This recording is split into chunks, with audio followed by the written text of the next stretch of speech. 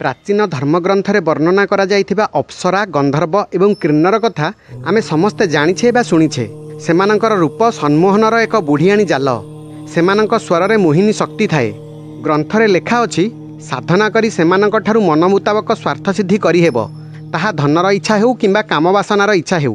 किंतु एमाने किए? कौन एमाने कौनसी देवदूत ना मनुष्य को भ्रमरे पकाउथिबा कौनसी राक्षस? शास्त्र एमानंकु एबे मध्य जीवित बोली कुहा जाइछि। केही केही कुहंती एमाने अदृश्य होई रहिछंती एवं किछि विशेष परिस्थिति रे मनुष्यंकु देखा दियंती। आजिर भिडियो रे जानिबा अद्भुत शक्तिर अधिकारी एही अप्सरा गंधर्व एवं किन्नरंग संपर्क रे। जय पतितपावन जगन्नाथ, जय सनातन। आपण देखुछंती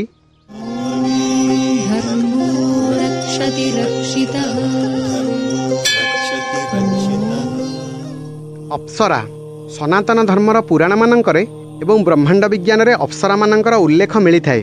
एमानंकु गंधर्व मानक पत्नी बा संगिनी कुहा जाए। अप्सरा मानंकु अलौकिक दिव्य प्राणी रूप में वर्णना करा जाइछि, जहांकठारे असीम सौंदर्य शालीनता एवं आकर्षण रहिछि। अप्सरा मानंकु मनमोहक दिव्य रूप में वर्णित करा जाइछि। जे माने सुंदर आभूषण एवं वस्त्र परिधान करिथांती सेमाने एते सौंदर्यमयी होइथांती जे तांकु देखिबा मात्रे मोहित होई निजको भूली जांती। सेमानंक रूपर वर्णना शब्दरे प्रकाश करि हेब नाही। सेमानंक मुख्य कार्य हैला मनमोहक नृत्य प्रदर्शन करिबा। सेमानंकर अन्य एक कार्य हैला तपस्वी मानंकु मोहित करिबा, जहाद्वारा से अधिक तपस्या करी दिव्य शक्ति प्राप्त न करि परिबे। सेमाने केवल शारीरिक भावरे सुंदर नुहंती, कला एवं सौंदर्यर दिव्य मिलन तांकठारे देखिबाकू मिले। अप्सरा दुई प्रकार, लौकिक एवं दैविक। दैविक अप्सरा देवतांक सहित स्वर्गरे वास करती। सेमाने देवतांक सभारे नृत्य करी सेमानंकर मनोरंजन करती। अप्सरांक सहित वीणावादन करती गंधर्व। अनेक अप्सरा निजे संगीतरे मध्य विदुषी अटंती। सेमाने 64 कलारे पारंगम। केवल नृत्य नुहे, गायन एवं वादनरे मध्य। लौकिक अप्सरा पृथ्वी रे वास करती। सेमाने नदी समुद्र रे रहुथिबा जलपरी मध्य होई पारंती।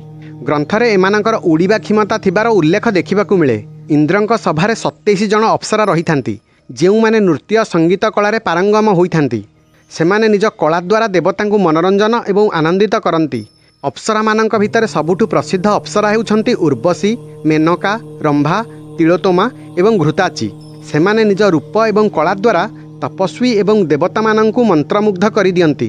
पुराणर वर्णना अनुसारे देवता माने तपस्वी मानंकर दृढ़ता एवं श्रद्धार परीक्षा करिबा पई अप्सरा मानंकु पठाइथांती।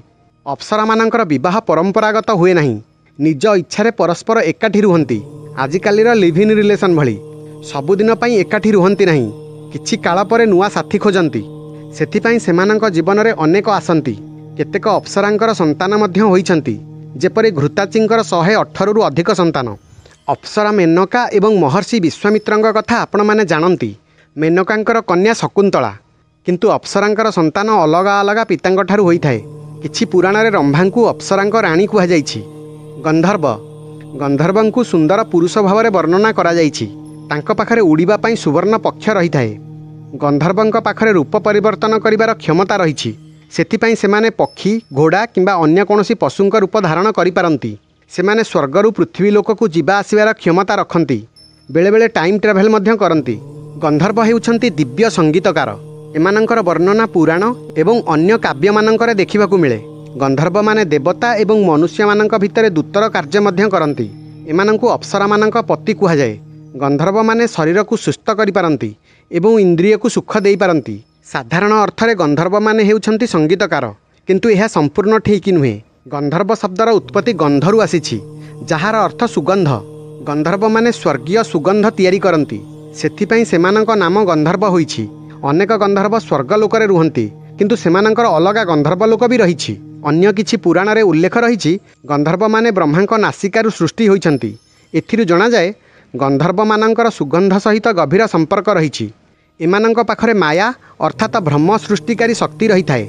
यह प्रयोग करी किछि समय पई सेमाने सुखर अनुभूति कराई पारंती।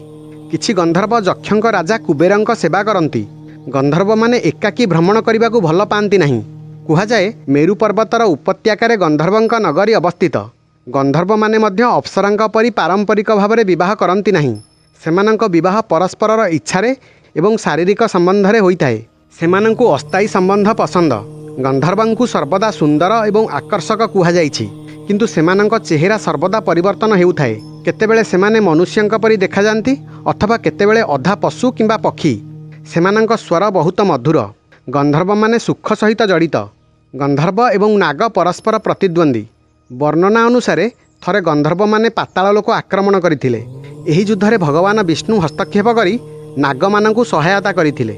किन्नर किन्नर एक भिन्न प्रजातिर आत्मा जहाँकु तृतीय प्रकृति अर्थात थर्ड जेंडर कुहा जाए। एही प्रजाति रे पुरुषंकु गंधर्व एवं स्त्री को अप्सरा कुहा जाए। एमानंक भितरे किन्नर अर्थात थर्ड जेंडर प्राणी अनेक देखिबाकु मिले। एमाने संपूर्ण पुरुष नुहंती किंबा संपूर्ण नारी नुहंती। किछि पुराणर कहानी अनुसारे केतेक किन्नर गोटिए मास पुरुष हुअंती एवं परवर्ती मास स्त्री हुअंती। किछि किन्नर खाद्यर स्वाद बढ़ाई थांती। किछि किन्नर संगीत एवं सुंदर नृत्य करती। सेमाने कुशली कलाकार होइथांती।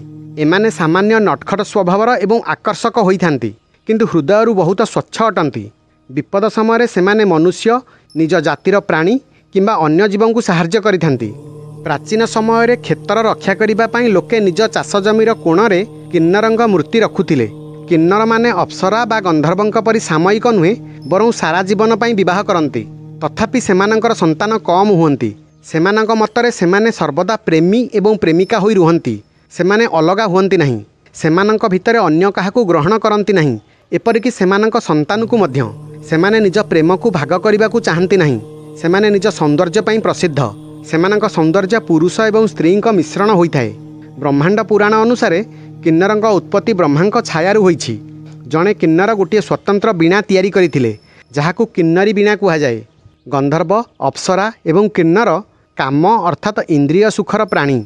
सेमानंकर अस्तित्वर अर्थ हेउछि सुख देवा। ताहा स्वादर हेउ नृत्यर हेउ अथवा काम क्रीडार हेउ। एमाने मनुष्यंक परि जीवन बिताई नथांती।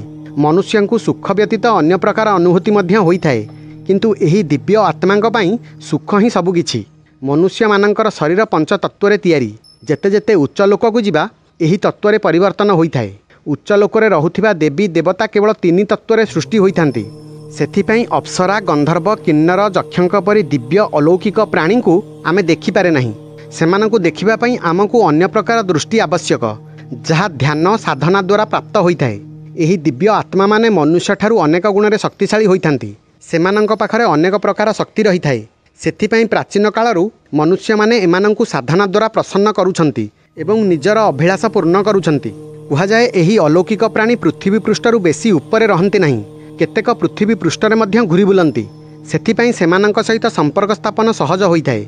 किछि मनुष्य एमानंक सहित संपर्क करिवार विद्या जानिथिबार दाबी करंती एवं किछि लोक एहाकु असंभव बोली कुहंती। आपण एही संपर्क रे कोन भाबंती कमेंट करी जणांतु एवं चैनल को सब्सक्राइब करंतु। रहिली जय जगन्नाथ जय सनातन।